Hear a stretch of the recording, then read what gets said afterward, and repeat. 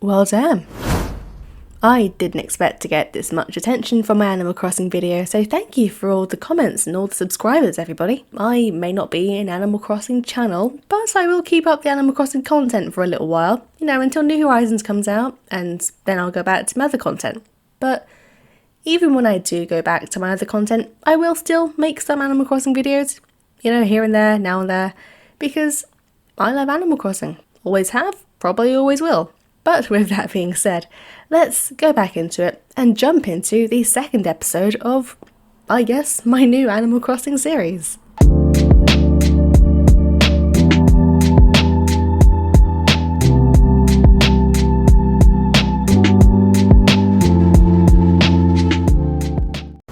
In my last video, I only talked about 1 or 2 of my predictions or wishes for Animal Crossing New Horizons. First of all, I want to compare the Desert Islands sort of theme and Pocket Camp.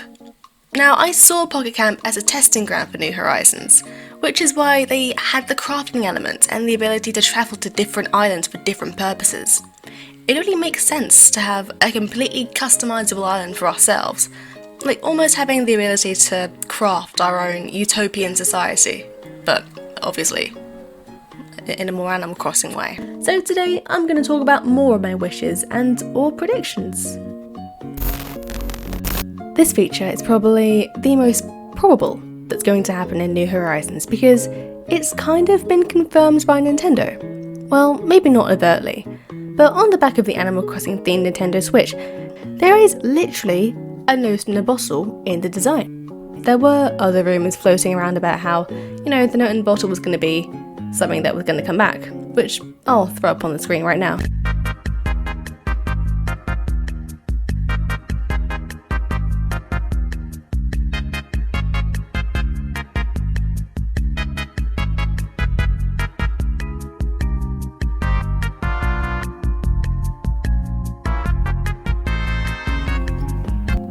But if this feature does make a comeback, it'll probably be one of those small features that will have me super stoked to have.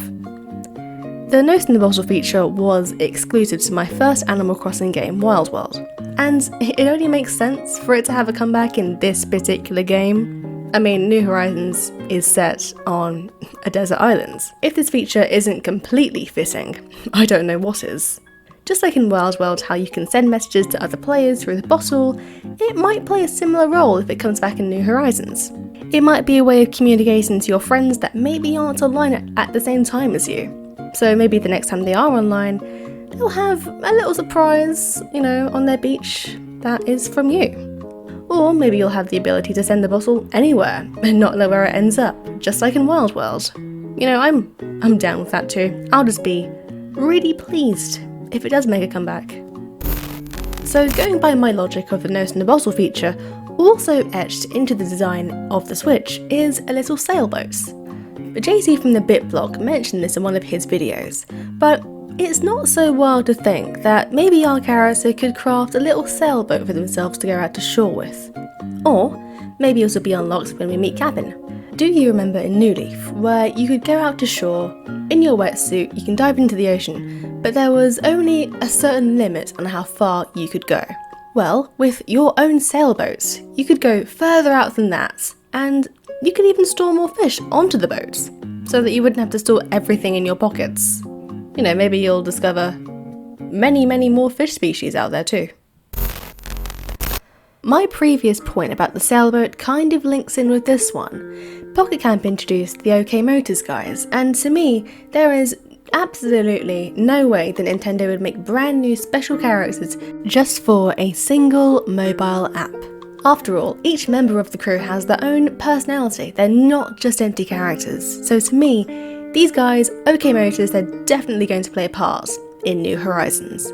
Maybe OK Motors will allow for us to customise our boats in the same way that they let us design our camper in Pocket Camp, just to give our island a bit more of a personal touch. We'd get to choose the paint job as well as the actual design of the sailboat itself. Since it looks like we're going to have so much creative control over our island, the same, in theory, would be the same if we were going to have our own sailboats. And to me, this would seem like the only possible way that the OK Motors guys would be involved in New Horizons. And with it being confirmed that we have full control over our appearance, it makes me wonder for the future of Shampoodle. Now, I doubt Nintendo would just scrap her special characters just like that, with her having been a part of the series for such a long time.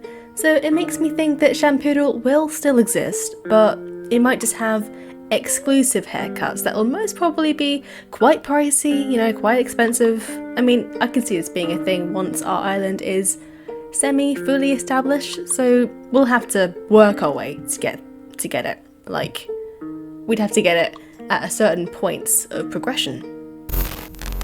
Now, I'm not too sure how many people have said it at this point, but it would be great to see slightly meaner characters come back into the franchise. Now, it doesn't have to be as raw as what you get in the GameCube version, but it would be nice to have villagers that cut away from the happy-go-lucky attitude that has dominated Animal Crossing.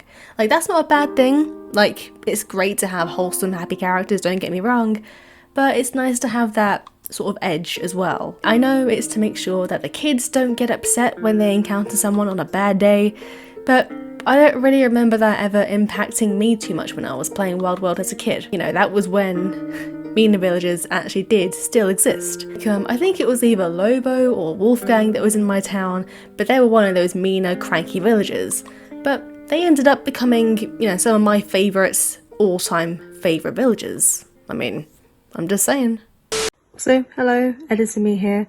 So, I just found out about the directs. Oh my god!